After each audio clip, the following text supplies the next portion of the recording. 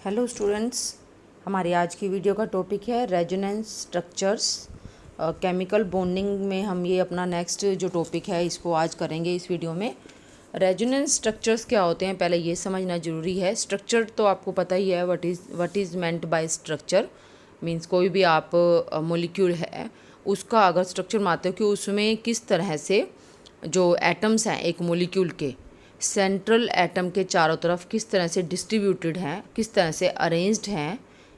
एक मोलिक्यूल में central atom के चारों तरफ बाकी जो एटम्स हैं वो कैसे अरेंज्ड हैं, वो स्ट्रक्चर होता है एक मोलिक्यूल का। आप ल्यूइस डॉट स्ट्रक्चर भी कर चुके हो, लेकिन अब ये रेजोनेंस स्ट्रक्चर क्या होता है।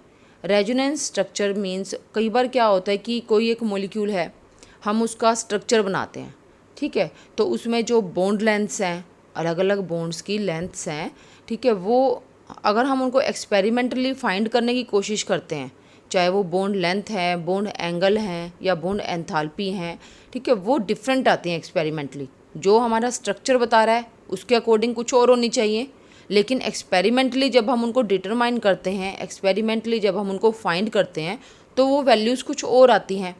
तो उस केस में क्या होता है कि एक सिंगल स्ट्रक्चर लिखकर हम उस मॉलिक्यूल को शो नहीं कर सकते हैं, उस मॉलिक्यूल को हम एक ही स्ट्रक्चर से रिप्रेजेंट नहीं कर सकते हैं। तो हमें एक से ज़्यादा स्ट्रक्चर बनाने पड़ते हैं, जिससे कि थोड़ा सा ये हो जाता है कि जो हमारे एक्सपेरिमेंट से हमको डाटा मिला है बॉन्ड पैरामीटर्स का, वो थोड़ा जस्टिफाई हो जाता है कि अगर ये वाला स्ट्रक्चर होगा तो हाँ ठीक है, बोन लेंथ की वैल्यू ये होगी, ये वाला स्ट्रक्चर होगा तो बोन लेंथ की वैल्यू ये होगी।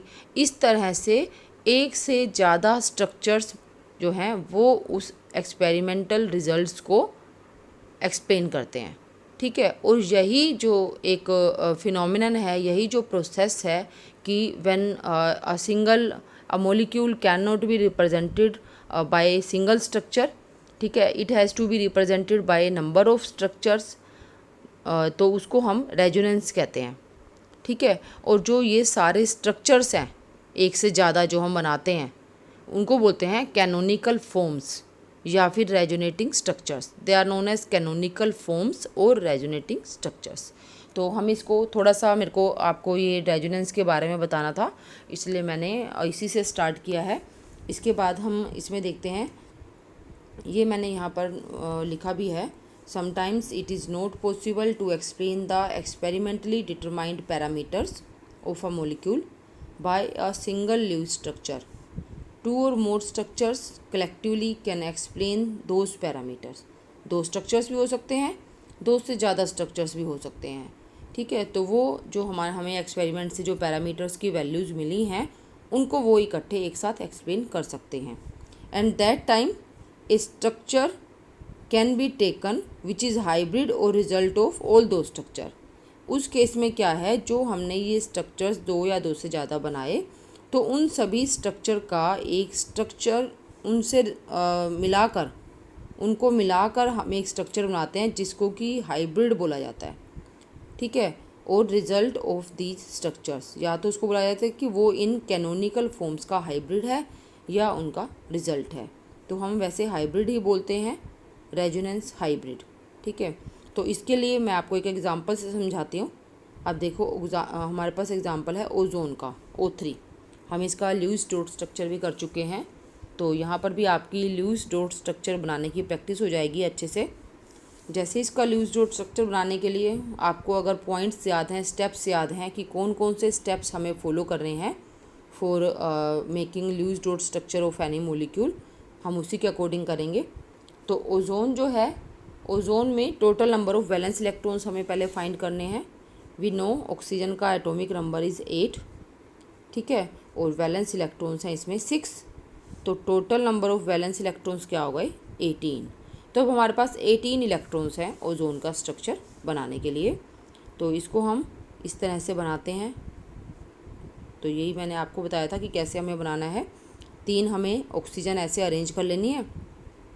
उसमें ये था कि पहले आप कोई भी एक वैलेंस इलेक्ट्रॉन्स टोटल कितने हैं वो फाइंड करो, उसके बाद अपने आप से एक अपने गैस करके एक आपने स्केलेटल स्ट्रक्चर बनाना है, ठीक है। एक कंकाली जो स्ट्रक्चर है उसका वो बनाना है आपको, और जिसमें कि सेंटर में क्या होना चाहिए, सबसे ज़्यादा इलेक्ट्रोनेगेटिव एटम होना चाहिए, सॉरी सबसे कम इलेक्ट्रोनेगेटिव एटम होना चाहिए सेंटर में, और उसके साथ अटैच्ड होने चाहिए ज़्यादा इलेक्ट्रोनेगेटिव एटम। लेकिन यहाँ पर तो तीनों ओजोन जो है, तीनों जो ऑक्सीजन है ओजोन में, वो तीनों सेम इलेक्ट्रोनेगेटिविटी के हैं, इसलिए किसी भी ऑक्सीजन को कोई फ़र्क नहीं पड़ता, हम सेंटर में लगा देते हैं। तो ये ऑक्सीजन और ये ऑक्सीजन, तीनों को, इन दोनों को हमने एक बॉन्ड से जोड़ दिया, इसको भी एक बॉन्ड से जोड़ दिया। ठीक है, अब हमारे पास टोटल कितने इलेक्ट्रॉन्स थे, 18।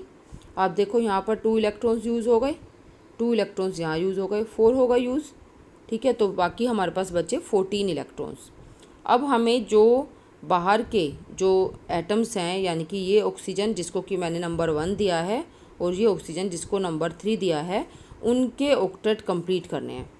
तो ऑक्टेट कंप्लीट करेंगे, 2 इलेक्ट्रॉन ये हो गए फर्स्ट ऑक्सीजन के पास, और बाकी हम 6 इलेक्ट्रॉन और लगा देते हैं 3 पेयर की फॉर्म में। और ऐसे ही जो थर्ड ऑक्सीजन है उसके भी 2 इलेक्ट्रॉन ये हो गए बॉन्ड पेयर, और बाकी 3 हमने पेयर और दे दिए इसको। तो टोटल मिलाकर हमारे 16 इलेक्ट्रॉन्स यूज़ हो गए। अब बचे 2 इलेक्ट्रॉन्स, तो उनको हम कहाँ यूज़ करते हैं, उनको हम इस सेंट्रल एटम को एज ए लोन पेयर दे देते हैं।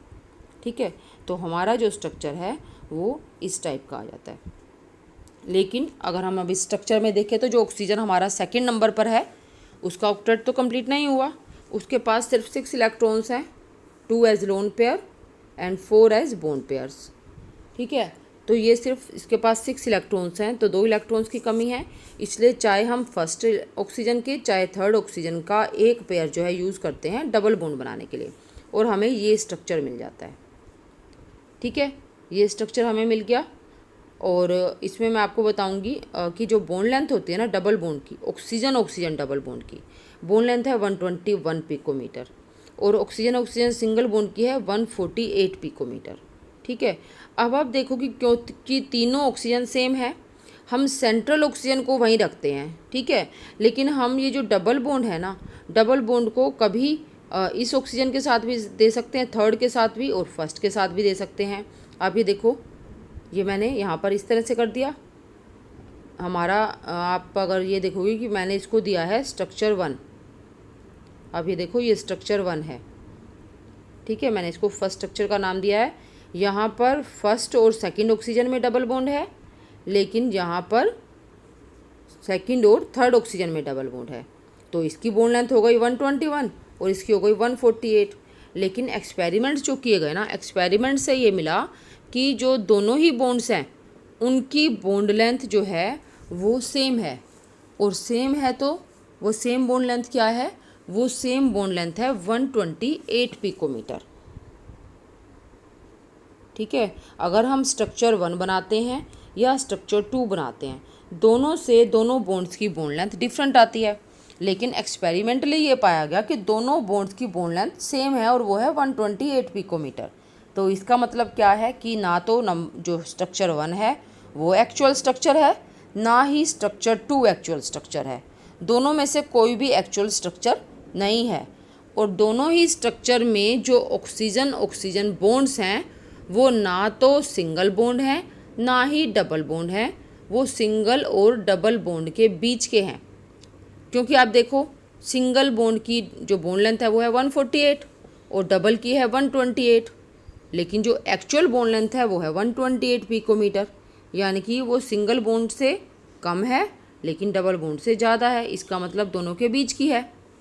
ठीक है, तो इसलिए हमने एक इनका हाइब्रिड स्ट्रक्चर बनाया, या हमने इनका एक रिजल्टेंट स्ट्रक्चर बनाया, इनका रिजल्ट बनाया, जो कि इस तरह से हम रिप्रेजेंट कर सकते हैं।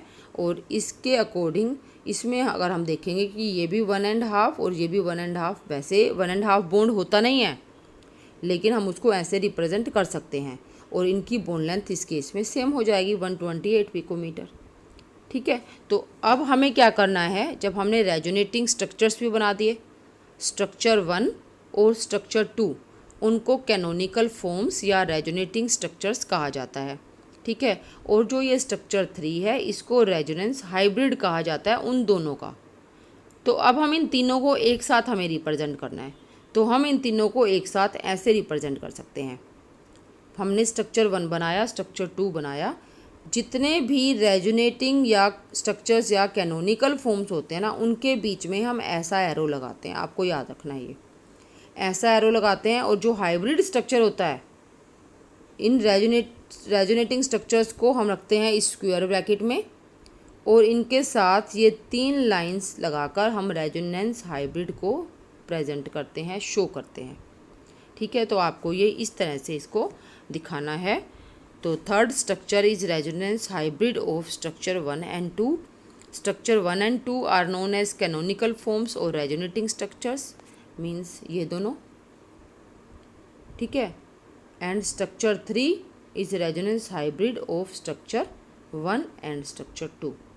ये इट इज़ रेजोनेंस हाइब्रिड। ठीक है, तो हम और भी एग्जांपल ले सकते हैं। तो मैं आपको और एग्जांपल हम लेते हैं, जैसे आप कर चुके हो, हम और एग्जांपल कार्बोनेट आयन का ले लेते हैं या कार्बन डाइऑक्साइड का ले लेते हैं। ठीक है, मैं आपको पहले कार्बन डाइऑक्साइड का एग्जांपल बताती हूँ। कार्बोनेट आप खुद भी कर सकते हो, क्योंकि हमने इसके ल्यूइस डॉट स्ट्रक्चर हमने किए थे अपनी पिछली सेकेंड लास्ट वीडियो में। तो आप वहाँ से कार्बोनेट आयन का ल्यूइस डॉट स्ट्रक्चर बनाकर उसको बता सकते हो कि जो रेजोनेंस हाइब्रिड होगा वो इन तीनों का रिजल्टेंट कैसे होगा। ठीक है, तो मैं कार्बन डाइऑक्साइड का आपको बताती हूँ। कार्बन डाइऑक्साइड, ठीक है, कार्बन डाइऑक्साइड में सबसे पहले ल्यूइस डॉट स्ट्रक्चर बनाने के लिए हमें इनके वैलेंस इलेक्ट्रॉन्स फाइंड करने हैं टोटल। कार्बन का एटॉमिक नंबर इज 6। ठीक है, और जो इसके अंदर जो इलेक्ट्रॉन्स होते हैं, वैलेंस इलेक्ट्रॉन्स, वो होते हैं 4।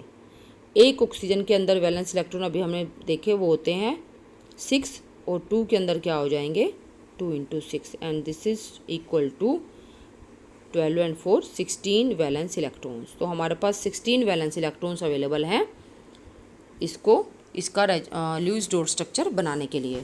अब इन दोनों में से जो कम इलेक्ट्रोनेगेटिव एटम है कार्बन और ऑक्सीजन में से, वो है कार्बन, तो हम उसको सेंटर में दिखाएंगे, और जो ऑक्सीजन्स हैं उनको हम दिखा देंगे बाहर इसके साथ अटैच्ड। ठीक है, अब हमारे पास टोटल 16 इलेक्ट्रॉन्स हैं, हमें वो पूरे करने हैं यहाँ पर।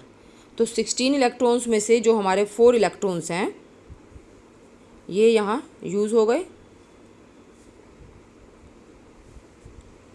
ठीक है, ये हमारे यूज़ हो चुके हैं 4 इलेक्ट्रॉन्स, हमारे पास बचे 12। तो हम इनका जो ऑक्टेट है वो कंप्लीट करते हैं, और ऑक्टेट कंप्लीट करने में हमारे जो बाकी 12 इलेक्ट्रॉन्स बचे थे वो यूज़ हो गए। ठीक है, वो हमारे यूज़ हो गए। आप अगर काउंट करोगे, देखो टोटल जो हैं ये 16 इलेक्ट्रॉन्स हैं। ठीक है, टोटल आर 16। तो इसमें अब कार्बन का ऑक्टेट क्या कंप्लीट है? कार्बन का ऑक्टेट कंप्लीट नहीं है, कार्बन के पास सिर्फ 4 इलेक्ट्रॉन्स हैं। ठीक है, only 4 electrons carbon is having. तो बाकी 4 इलेक्ट्रॉन्स कहाँ से आएंगे? ऑक्टेट कैसे कंप्लीट होगा? ऑक्टेट कंप्लीट होगा, एक यहाँ से इलेक्ट्रॉन पेयर डबल बॉन्ड के लिए यूज़ हो जाएगा, एक यहाँ से इलेक्ट्रॉन पेयर डबल बॉन्ड के लिए यूज़ हो जाएगा। तो हमारे पास जो इसका एक्चुअल ल्यूइस डॉट स्ट्रक्चर बनेगा वो बनेगा carbon double bond oxygen and oxygen. ठीक है, तो इसमें कोई दिक्कत नहीं है, बिल्कुल सही स्ट्रक्चर है ये। ऑक्सीजन जो हैं उनके सभी जो ऑक्सीजन है उनका ऑक्टेट कंप्लीट है दोनों का, और जो कार्बन है उसका भी ऑक्टेट कंप्लीट है। तो ये बिल्कुल सही है। लेकिन एक्सपेरिमेंटली जब इसकी वैल्यूज़ पैरामीटर्स की डिटरमाइन की गई ना, तो एक्सपेरिमेंटली ये पाया गया कि जो कार्बन बॉन्ड लेंथ है वो बॉन्ड लेंथ जो है ना तो डबल बॉन्ड वाली है ना ही ट्रिपल बॉन्ड, डबल बॉन्ड वाली नहीं है। पहले तो हमें ये समझना है कि ये क्या है हमारा, ये है हमारा डबल बॉन्ड। तो इनकी जो बॉन्ड लेंथ है, जो कार्बन ऑक्सीजन की डबल बॉन्ड की लेंथ होती है वो होती है 121 पिकोमीटर। तो वो होनी चाहिए, लेकिन वो नहीं है, वो है इससे कम। इससे कम का मतलब है कि ट्रिपल बॉन्ड होना चाहिए, क्योंकि मैं आपको बता चुकी हूँ कि जितने बॉन्ड ऑर्डर ज़्यादा होगा, जितने ज़्यादा बॉन्ड्स बनेंगे दो एटम्स के बीच में, उतना ही बॉन्ड लेंथ कम होती जाएगी। तो जो एक्चुअल बॉन्ड लेंथ है कार्बन और ऑक्सीजन की इस स्ट्रक्चर में वो है 115 पिकोमीटर। अगर डबल बॉन्ड से कम है तो वो ट्रिपल बॉन्ड होनी चाहिए, लेकिन ट्रिपल बॉन्ड की बॉन्ड लेंथ है 110 पिकोमीटर। इट मीन्स ये जो बॉन्ड्स हैं, ना तो ये डबल बॉन्ड है ना ही ये ट्रिपल बॉन्ड है, उनके बीच के हैं कुछ। ठीक है, ये उनके बीच के कुछ हैं। तो फिर क्या होना चाहिए? तो इसका मतलब ये है, इसका और कोई हम पॉसिबल स्ट्रक्चर्स नहीं बना सकते हैं, सिर्फ एक ही पॉसिबिलिटी है स्ट्रक्चर बनाने की, वो ये है कि हम इसका अब जो नेक्स्ट जो रेजोनेंस हाइब्रिड हम स्ट्रक्चर इसका बनाएंगे वो होगा कार्बन, इस तरह से, या तो ये बनेगा। ठीक है, इसके अंदर आप देखो सिर्फ एक इलेक्ट्रॉन पेयर रह गया यहाँ पर, और इसके पास 3 इलेक्ट्रॉन पेयर आ गए। ठीक है, टोटल आप इलेक्ट्रॉन्स काउंट करो, 16 होंगे ये। 6 इस ऑक्सीजन के पास है, 2 इसके पास है। ठीक है, तो कितने हो गए? 8, और 8 इलेक्ट्रॉन्स यूज़ हो रहे हैं 4 बॉन्ड्स बनाने के लिए। टोटल हो गए 16 इलेक्ट्रॉन्स। ठीक है, जो हमारे वैलेंस इलेक्ट्रॉन्स थे। तो ये स्ट्रक्चर हो सकता है, लेकिन दोनों ही बॉन्ड लेंथ जो हैं, दोनों ही जो बॉन्ड्स हैं, चाहे वो ये बॉन्ड है चाहे ये बॉन्ड है, दोनों की बॉन्ड लेंथ है 115 पिकोमीटर। तो इसका मतलब कि हम ऐसे नहीं दिखा सकते, हमें एक और स्ट्रक्चर बनाना पड़ेगा। हमें एक और कौन सा स्ट्रक्चर बनाना पड़ेगा? हमें बनाना पड़ेगा इसका रेजोनेंस, जो दूसरा रेजोनेटिंग स्ट्रक्चर, कैनोनिकल फॉर्म। और वो कैनोनिकल फॉर्म हम बनाएंगे इसकी, इसमें आप देखो कि हमने इस ऑक्सीजन के साथ, इसको हम ऑक्सीजन 1 दे देते हैं, इसको ऑक्सीजन 2 दे देते हैं। कार्बन और ऑक्सीजन 1 के बीच में ट्रिपल बॉन्ड है। अब हम नेक्स्ट में बनाएंगे कार्बन 1 और कार्बन और ऑक्सीजन 2 में ट्रिपल बॉन्ड। ठीक है, तो ये हमारा बन जाएगा कार्बन, ये ट्रिपल बॉन्ड, ये सिंगल बॉन्ड, ऑक्सीजन, यहाँ भी ऑक्सीजन। ठीक है, और हम इसके इलेक्ट्रॉन पेयर्स इस तरह से, जो लोन पेयर्स हैं वो भी हम यहाँ पर शो करेंगे। तो इस तरह से ये स्ट्रक्चर बनेगा। ठीक है, और इनका जो रेजोनेंस हाइब्रिड स्ट्रक्चर होगा आपको वो भी करना है। तो मैं अब आपको तीनों स्ट्रक्चर साथ बनाकर दिखाती हूँ, दोनों रेजोनेटिंग स्ट्रक्चर्स यानी कि कैनोनिकल फॉर्म्स, और इनका रेजोनेंस हाइब्रिड स्ट्रक्चर जो है वो भी हम इसमें अब बनाएंगे। ठीक है, तो आप मतलब तीनों ही आप स्ट्रक्चर्स कह सकते हो इसके, जो रेजोनेटिंग स्ट्रक्चर्स हैं, कैनोनिकल फॉर्म्स हैं। कार्बन, एक तो हमने ये बनाया था सबसे पहले। ठीक है, इसका जो कैनोनिकल फॉर्म है दूसरी, वो है कार्बन, यहाँ सिंगल बॉन्ड ऑक्सीजन, यहाँ ट्रिपल बॉन्ड ऑक्सीजन। और तीसरा कैनोनिकल फॉर्म है वो है कार्बन, इधर ट्रिपल बॉन्ड ऑक्सीजन और इधर सिंगल बॉन्ड ऑक्सीजन। ठीक है, और इन तीनों का जो रेजोनेंस हाइब्रिड होगा वो होगा कार्बन, इधर भी आप डबल बॉन्ड लगाओगे और इधर भी डबल बॉन्ड लगाओगे, यहाँ ऑक्सीजन, यहाँ ऑक्सीजन। एक्चुअली ये जो है ना, इनका रेजोनेंस हाइब्रिड स्ट्रक्चर बनाना थोड़ा सा मुश्किल है इसके लिए, क्योंकि आपको समझ नहीं आएगा कि आप कैसे बनाओगे। क्योंकि यहाँ देखो सिंगल बॉन्ड भी है, यहाँ ट्रिपल बॉन्ड भी है। ठीक है, और यहाँ पर डबल बॉन्ड भी हैं दोनों में, तो हम क्या स्ट्रक्चर बनाएंगे? इसलिए हम इसका रेजोनेंस हाइब्रिड स्ट्रक्चर नहीं बनाते हैं। हम सिर्फ इसके 3 कैनोनिकल फॉर्म्स दिखाएंगे। एक कैनोनिकल फॉर्म है ये, एक है ये, और एक है हमारे पास ये। ठीक है, इस तरह से आप कार्बोनेट का भी बना सकते हो रेजोनेटिंग स्ट्रक्चर्स और उनके रेजोनेंस हाइब्रिड। ठीक है, तो ये है हमारा कार्बन डाइऑक्साइड का जो हमने रेजोनेंस स्ट्रक्चर पढ़ा। लेकिन अब जब हम रेजोनेंस स्ट्रक्चर्स लिखते हैं तो क्या कैसे भी लिखते हैं हम रेजोनेंस स्ट्रक्चर? क्या कोई रूल नहीं है उसको लिखने के लिए? तो हम वो रूल्स समझते हैं, वो क्या होते हैं। वो रूल्स आपको ध्यान रखने हैं, important points to be remembered about resonance. वो क्या है? While writing the resonating structures, जब आप रेजोनेटिंग स्ट्रक्चर्स लिख रहे हो किसी भी कंपाउंड के लिए, किसी भी मॉलिक्यूल के लिए, तो हमें कुछ पॉइंट्स, कुछ रूल्स याद रखने होते हैं टू डिस्पेल द मिसकंसेप्शंस। क्योंकि कुछ मिसकंसेप्शंस होते हैं, कुछ मतलब कि जैसे गलत अवधारणाएं होती हैं कि इस तरह से लिख सकते हैं या उस तरह से, या इसका मतलब ये है या उसका मतलब वो है। वो सब हम दूर करने के लिए हमें ये रूल्स याद रखने हैं जब भी हम रेजोनेटिंग स्ट्रक्चर्स लिखेंगे। ठीक है। सबसे पहला जो रूल है वो है atom should be kept at same place, their position should not be changed. जो एटम है वो सेम प्लेस पर रखे जाने चाहिए और उनकी पोजीशन जो है वो चेंज नहीं होनी चाहिए। जैसे हमने ऑक्सीजन को लिया 1 और 2 है ना, तो हमने उनकी पोजीशन चेंज तो नहीं की ना, हमने नंबर 1 ऑक्सीजन को भी वहीं रहने दिया, सेकंड ऑक्सीजन को भी वहीं रहने दिया।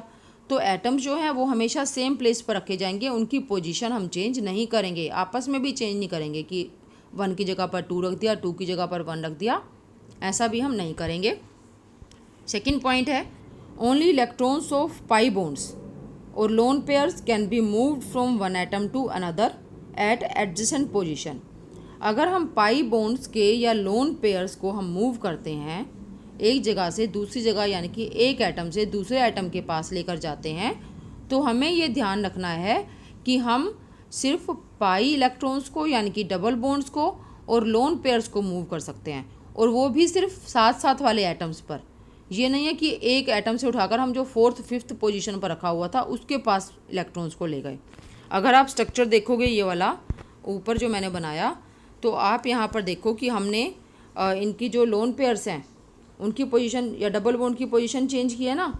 इसमें डबल बॉन्ड की जो पोजीशन है इस वाले स्ट्रक्चर में वो यहाँ पर है, ट्रिपल बॉन्ड की सॉरी, ठीक है, और यहाँ मैंने इधर कर दी। तो हमने एटम्स को मूव नहीं किया, एटम्स तो यहाँ पर भी नंबर 1 यही है, यहाँ भी वही है, ये सेकंड है और यहाँ ऑक्सीजन सेकंड है। हमने सिर्फ पाई बॉन्ड्स को मूव किया है, हम सिंगल बॉन्ड को मूव नहीं कर सकते हैं, सिर्फ पाई बॉन्ड को मूव कर सकते हैं या लोन पेयर को मूव कर सकते हैं। लोन पेयर भी मूव किया हमने, यहाँ भी हमने सिंगल दिखाया हुआ है लोन पेयर, यहाँ 3 है, नेक्स्ट वाले में इस ऑक्सीजन के पास 3 है और इसके पास 1 ही लोन पेयर है, ठीक है। नेक्स्ट पॉइंट है overall charge of system must remain same. अगर मॉलिक्यूल पर कोई चार्ज है तो जितने भी आप रेजोनेटिंग स्ट्रक्चर्स बनाओगे सभी में टोटल चार्ज सेम होना चाहिए। एक स्ट्रक्चर में अगर टोटल चार्ज है -1 तो दूसरे में भी -1, तीसरे में भी -1, इसी तरह से। नेक्स्ट है no two adjacent atoms should be given same like charge, same या लाइक चार्ज। अगर आप रेजोनेटिंग स्ट्रक्चर बना रहे हो, कोई 2 एटम्स के पास चार्ज आ रहा है, तो साथ साथ वाले 2 एटम जो हैं उन पर कभी भी सेम चार्ज नहीं आना चाहिए, क्योंकि आप जानते हो like charges repel each other. जो सेम चार्जेस होते हैं वो एक दूसरे को प्रतिकर्षित करते हैं। तो अगर आपने ऐसा कोई स्ट्रक्चर बना दिया तो वो स्ट्रक्चर स्टेबल बिल्कुल नहीं होगा, वो हो ही नहीं सकता, ठीक है। तो कभी भी एक स्ट्रक्चर में 2 साथ साथ वाले एडजेसेंट मीन्स साथ साथ वाले एटम्स पर सेम चार्ज आपको नहीं बनाना है, नहीं दिखाना है। और ये भी इसी चार्ज से रिलेटेड है कि जब भी आप चार्ज दे रहे हो, आपको चार्ज देना पड़ता है, अगर किसी को पॉजिटिव किसी को नेगेटिव, तो आपने ये ध्यान रखना है कि जो ज़्यादा इलेक्ट्रोनेगेटिव एलिमेंट है, एटम है, उसको माइनस ही देना है, नेगेटिव ही चार्ज देना है, और कम इलेक्ट्रोनेगेटिव को पॉजिटिव चार्ज देना है, ठीक है। अगर आपको पॉजिटिव और नेगेटिव दोनों चार्जेस देने पड़ रहे हैं तो ज़्यादा इलेक्ट्रोनेगेटिव को नेगेटिव चार्ज और कम इलेक्ट्रोनेगेटिव को positive charge. Total number of unpaired electrons should be same in all canonical forms. जो अनपेयर्ड इलेक्ट्रॉन्स हैं वो जितने भी रेजोनेटिंग स्ट्रक्चर्स हैं सब में सेम होने चाहिए। अगर आप जो स्ट्रक्चर मैंने कार्बन डाइऑक्साइड के आपको बनाकर दिखाए हैं या ओजोन के दिखाए हैं, आप उनको देखोगे तो उन सभी स्ट्रक्चर्स में टोटल अनपेयर्ड इलेक्ट्रॉन्स या हम कहें कि लोन पेयर्स सेम है। इसके बाद जो हमारा नेक्स्ट पॉइंट है वो है more the number of resonating structures. ये आपको सिर्फ अभी पॉइंट ध्यान में रखना है, क्योंकि रेजोनेंस के बारे हम डिटेल में ऑर्गेनिक केमिस्ट्री में भी करेंगे। तो जितने ज़्यादा रेजोनेटिंग स्ट्रक्चर्स होंगे ना किसी भी मॉलिक्यूल के स्ट्रक्चर के लिए, उतना ही जो मॉलिक्यूल है वो स्टेबल होगा, उतना ही मॉलिक्यूल ज़्यादा स्टेबल होगा। तो आपको सिर्फ ये ध्यान रखना है, ठीक है। Base structure of compound should not be changed. Base structure का मतलब है कि जैसे मैंने स्ट्रक्चर बनाया, कार्बन डाइऑक्साइड का बेस स्ट्रक्चर है ये चेंज नहीं होना चाहिए। ऐसा नहीं है कि आपने इसको ऐसे कर दिया, ऐसे नहीं कर सकते। हर उसमें बेस स्ट्रक्चर, अगर आपने ये मान लो आपने ये बनाया है, हम मान लेते हैं कि आपने ये बेस स्ट्रक्चर लिया है, तो हर रेजोनेटिंग स्ट्रक्चर में यही बेस स्ट्रक्चर होना चाहिए, ठीक है। लेकिन हमने कौन सा लिया है, हमने तो ये वाला लिया है, तो हर रेजोनेटिंग स्ट्रक्चर में बेस स्ट्रक्चर यही होना चाहिए। ये पॉसिबल नहीं है वैसे तो, लेकिन फिर भी अगर मान लो जो भी आपने बेस स्ट्रक्चर लिया था, अपने आप से सोचा था कि ऐसा स्ट्रक्चर हो सकता है, तो हम उसी को ही हर रेजोनेटिंग स्ट्रक्चर में यूज़ करेंगे। नेक्स्ट पॉइंट है canonical forms are just drawn. जो कैनोनिकल फॉर्म्स हमने बनाई है ना किसी की भी, वो एक्चुअली एग्जिस्ट करती ही नहीं है। वो हमने सिर्फ क्यों बनाई है? वो हमने सिर्फ ये बताने के लिए बनाई है कि ऐसे ऐसे, मतलब कि इस तरह से जो एक्सपेरिमेंटल रिजल्ट्स आ रहे हैं उनको एक्सप्लेन कर पाए हम इन स्ट्रक्चर्स के द्वारा। एक्चुअली जो एग्जिस्टेंस होती है वो सिर्फ रेजोनेंस हाइब्रिड की होती है, वही एग्जिस्ट करता है। कैनोनिकल फॉर्म ऐसा नहीं है कि थोड़े टाइम के लिए कैनोनिकल फॉर्म वन आ गई। जो मॉलिक्यूल है ना, कि थोड़े टाइम के लिए उसका स्ट्रक्चर जो वन कैनोनिकल फॉर्म थी वैसा है, या थोड़े टाइम के लिए सेकंड है, वो होते ही नहीं हैं। कैनोनिकल फॉर्म्स एग्जिस्ट ही नहीं करते हैं। Molecule has only single structure and that is resonance hybrid of canonical forms. यही मैंने आपको बताया है, उसका सिर्फ एक ही स्ट्रक्चर होता है। वो बाकी जो कैनोनिकल फॉर्म्स हैं वो सिर्फ हम इसके पैरामीटर्स को एक्सप्लेन करने के लिए बनाते हैं। Energy of resonance hybrid is less than any of resonating structures. जो भी हमने, क्योंकि जो रेजोनेंस हाइब्रिड है ना वो सबसे ज़्यादा स्टेबल होता है, इसलिए उसकी एनर्जी भी सबसे कम होगी। जितने भी रेजोनेटिंग स्ट्रक्चर्स हैं उन सब की एनर्जी रेजोनेंस हाइब्रिड से ज़्यादा होती है। ठीक है, तो ये रेजोनेंस के बारे में था, तो इसको आप ध्यान से पढ़ो, क्योंकि रेजोनेंस जो है ना आपका ऑर्गेनिक केमिस्ट्री में काफ़ी ज़्यादा यूज़ होता है, और हर चैप्टर में जो भी हम फंक्शनल ग्रुप करते हैं उन सब में रेजोनेंस स्ट्रक्चर्स काफ़ी आते हैं, इसलिए आपको ये अच्छे से समझना है और आपको प्रैक्टिस करनी है।